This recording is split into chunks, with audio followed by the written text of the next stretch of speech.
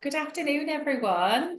We have the lovely Nush with us today, the head of Attell and makeup artist. And we also have Dr. Gaby online, our scientist and medical director. And then I'm Charlotte, senior educator for Attell. So this is our second session with you. So we're really excited to be here today. Just to discuss a few topics with you. And one of the key things that we see propping up quite a lot is the talk about clean beauty, okay, and what that actually really means within the industry. And there is quite a bit of a smoke and mirrors regarding clean beauty, and we really wanted to touch on that in this session. So I'm just going to come over to Anush and Gaby.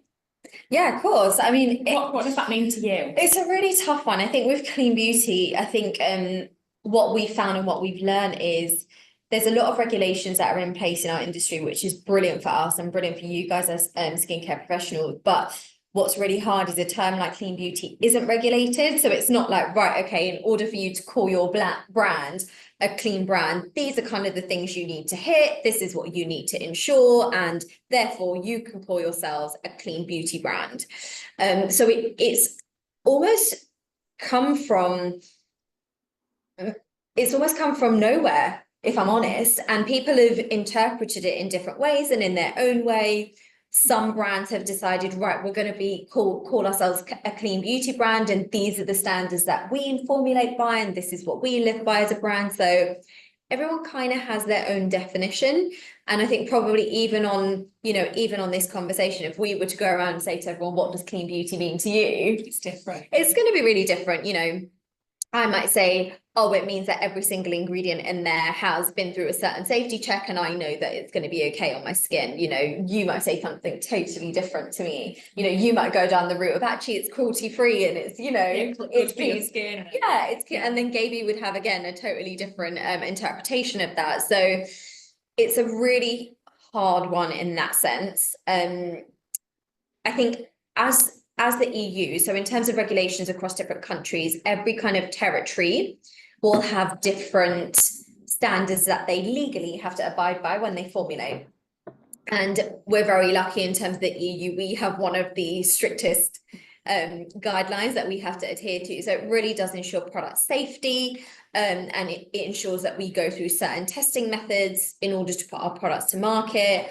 And then, of course, with Attell, we then take that to a whole nother level, and we add a whole different layer on there based on all the work that Gaby does in terms of the skin health side of things, which I will let her comment on in terms of the clean space. But that's the main reason as a brand we don't go out there and say we're clean, because it's so open to interpretation. And it is so smoke and mirrors, isn't it? It really is, yeah. What would you say, Gaby? Have you got anything to add to that? Well, obviously I agree with with everything Nish has said. And if one does a quick look at Google at how different brands have defined clean, they all use different words. So I think firstly, it's important to look beyond and understand what is this brand about, because clean, as we say, clean doesn't mean anything. So what does that brand define as clean? But for us, clean is very much about what are our core principles. So how do we formulate that's earth friendly and human friendly? And for us, it's very much about skin safety, not toxic, but what's going to support skin health. So that's where we choose what are the actives that are really good for skin, but also what we avoid anything that is potentially toxic or damaging to skin. And we're forever researching or keeping up to date with all the literature and the research on actives, and forever refining our list so that we're as up to date as possible, so that we can include the best possible actives, ingredients in Attell. Yeah, and it does really evolve. Like I said, the EU is one of the strictest regulations, and they add new things to their safety list every year. And luckily, we've been ahead of the curve where we haven't had to think, oh, okay, actually, we need to look at reformulating, because that ingredient on a safety list now isn't, part of our blacklist, but generally it always is. What we found with manufacturers that happens a lot now is, so with the US regulations, they hadn't updated their cosmetic regulations in nearly 80 years, and they updated them, I think, the end of 2022. So what big corporations like Sephora had done is they'd created their own standards of clean. So they said, right, okay, in order to be a Sephora clean brand, these are the things you have to adhere to. You will get the Sephora stamp of clean, and, you know, we'll move forward that way, because the regulations weren't moving. And so what we found is a lot of manufacturers were formulating to Sephora clean standards, which was great for us because they were already kind of in motion of working in a certain way.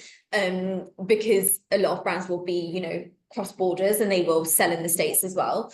So for us, it was, okay, well, let's take that, and what do we want to add to that, and, you know, what else is incorporated based on everything that Gaby just said. So it really does differ across different spaces, and you have to, like, and again, like Gaby said, we'll research. So we'll be like, okay, well, if they've identified that, should we look into that further, or does that align with our principles as a brand and how we formulate? So it really is kind of like a jigsaw puzzle exercise of taking all the different bits of information, diving deeper. Gaby and her team will literally take it and be like, okay, let's dive a bit deeper. What does this mean to us? Is this something we want to have on our blacklist, or actually further research and science doesn't support any kind of, you know, worries or concerns for us? So yeah, it's such a evolving process and ongoing process for us. I think And that's Nush, amazing as well. sorry, Sorry, Gaby. Nush, building on that, as we develop and refine our blacklist, a lot of work and research goes into it.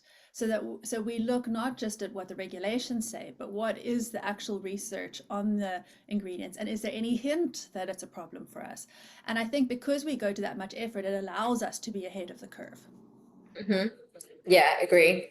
It's just going above and beyond, isn't it, in every aspect? Yeah. And that really shows within the brand. Yeah, definitely. And again, even like we were saying about the EU regulations, where they update it every year, like even the Sephora clean standards, you know, it started off with things like acrylates and formaldehyde and, you know, hydroquinone and things like that. And then I think it was this year they added octopyrene. There was restrictions to certain fragrances and nanomaterials. So it constantly changes.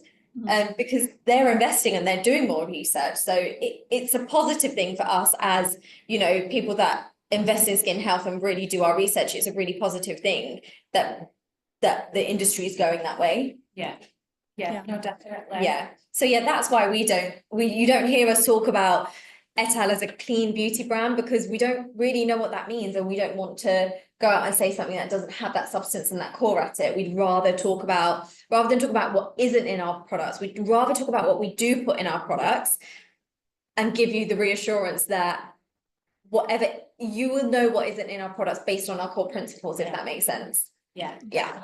And it shows with the results that we get with the product. Absolutely. And the, you know, the longevity of it, just the performance of the product. Yeah, definitely. Yeah. Amazing. Now, another key question that we get asked a lot from an education point of view is that is et al, and why isn't et al solely mineral makeup brand? Okay. And really that is a key topic that we get asked. So I just wanted to ask you guys that question today, and just to branch off on that a little bit more. Yeah, again, like, we don't call it a mineral makeup brand. Again, it's really similar to the clean theory.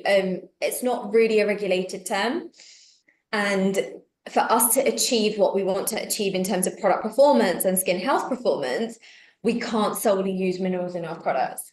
Of course we use minerals in our products because there's so many amazing benefits, and, you know, there's such fantastic ingredients.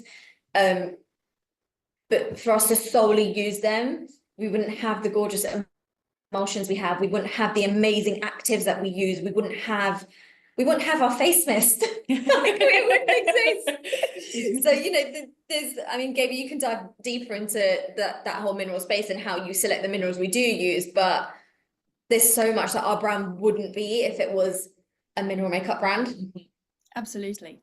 I mean, and if one thinks, if one had 100% mineral makeup, that's very limiting in what you can achieve. How does one increase hydration? How does one get all those health benefits? Because we want to pack full of antioxidants and anti-inflammatories and actives that are increase hydration and radiance, and those take up space. And I think also we need to think beyond. People say, you know, yes, we want a mineral makeup, but what does that actually mean? I mean, if we think minerals, Arsenic, lead, aluminium, talc, those are all minerals that we do not want on our skin. Other minerals have been shown to increase irritation and sensitivity. So again, we need to look beyond just what the name says. But as you say, Nush, we do have minerals. For our sun protection, we use physical filters, which are minerals. We don't use chemical filters. And we also use minerals in our pigments.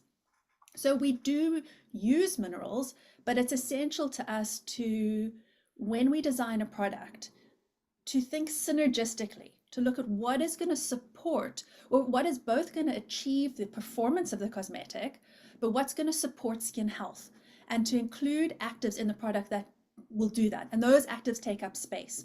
So those will incorporate together with the minerals that are performing a function. Yeah, definitely. And I think it's really similar to the clean beauty term. I think it's mineral makeup, clean beauty, they've been thrown out there so much in the consumer field, and people are asking for those things, but like I said, they might not necessarily know why they're asking for it. And it's, you know, it's not a fault of theirs at all, because we know that they're thrown information, they're overloaded with information constantly. So it's just about us just trying to understand a bit more of what is it you want from a mineral, why is it a mineral makeup that is appealing to you, what is it you want from it? Because it might be a case of they're like, I want it to be good for my skin, I want it to be non-comedogenic, I want it to be easy to apply. Great. As hard as all of those things. So it's like, it's just asking, don't feel scared to ask those questions. And, you know, we want to make sure you're confident in answering in the right way as well. Which is why we do sessions like this, because if those are the questions you're getting, it's really important that we as a brand are transparent about our stance on it. Because those questions are coming from somewhere, you know, they're coming from a place of genuine, like, I want something from a brand, and I'm thinking a mineral makeup brand is going to give me that. Yeah. So, but I think it comes back to as well the word more. Like, yeah, is so it delivers so much more in terms of the increase in hydration, or the balance of sebum, or that anti-inflammatory property. Yeah, and definitely. I think that's a big point of difference, isn't it? Yeah, absolutely. Absolutely. And you talked about pigments there as well. Yeah. Another thing that we get asked a lot within the industry, within education even, and the industry as a whole, is red lake dyes. It's such a huge thing. It's such a huge topic. And really, like, we talk about the fact that we move away from that I wanted to kind of you guys to branch off on that as well today. Yeah, I'll let you take that one, Gaby. Well, the reason many companies use red lake dyes is they provide fabulous color, they're easy to use, they're cheap, they provide uniform color. And we actually have lots of stories with manufacturers where we've said, right, we want this color, no red lake dyes. And they're like, well, how about this one? And we have a red lake dye, and they're like, yeah, but it's a beautiful, no. They try and lure you in. No. But so why do we not want red lake dyes? So firstly, I mean, if we think environment, they're made from petroleum. But if we think health, there's enough research that links red lake dyes with allergies, with migraine, with mental and neurobiochemical or behavioral disorders, irritation. There's enough research that makes us not confident in using them. While there might be debate in the scientific sort of community, there's enough evidence that we don't want to put it on our skins, and we don't want you to put it on your skins. So we would rather create products using the pigments that we know are healthy and good for skin, even if that makes our life a little bit more challenging. Yeah, and you know, we can achieve it, and we know that. And you push people, and like, you look at Canyon, that pigment it's unreal. is unreal, and we've done that without red lake, so we know we can do it. So it's just about really standing strong on, no, we don't want to go down the red lake route, and really just pushing the manufacturers to stand strong with us and try and do something very different. And you know, it is hard, like Gaby said, like, there's certain types of formulas we cannot do without red lakes. It's not possible, because you need a pigment that is soluble in certain forms, and they don't exist apart from a red lake. So there are restrictions, and you know, we've halted a lot of MPD because of it, but then I look at the colour payoff that you've achieved. Yeah. And I just think you've massively overcome that. Yeah. Because I look at, like you said, Canyon, but look at all the other products, like the complexion glow. Like, they look stunning on the eyes, they look stunning on the cheeks. The colour payoff is phenomenal. Look, if you push, you can get there. We might not have a bright red blusher, but that's okay. We know our audience. Yeah, absolutely. But to be fair, I mean, Canyon, you can get an amazing Yeah, colour anyway. absolutely. Yeah. You know, it's kind of looking at it from that perspective. I think that's what makes us so unique, that you go back and you push to make sure that we over deliver, you know, Yeah. and we really get that product to be the best quality it can be. Yeah, definitely. And it's hard to, you know, sometimes the manufacturer will say, oh, well, can you send us like an example of the color you want from another brand? And it's like, you can't really do that because you know that the brands used a red lake to achieve a color. So it's like, we know that doing that, again, the manufacturer is going to be like, well, that's not the same thing. So again, it's just breaking molds and just breaking cycles that have been existing for such a long time and just trying to do something a bit different and in a different way. Which you've definitely executed. Well, I think you know, looking at the time, you know, we've thank you so much for logging in, everybody, today. I hope it's been informative for you, and we really want to do more of these little short sessions, so please log in for the next one. You know, it just gives you that extra little bit more confidence in Etel, and it's great to hear from, you know, the head of Etel and also like Dr. Gaby's like point of view as well. But yeah, thank you so much, and we hope to see you on the next session. Thank you so much for your time, everyone. Thank you. Bye. Bye.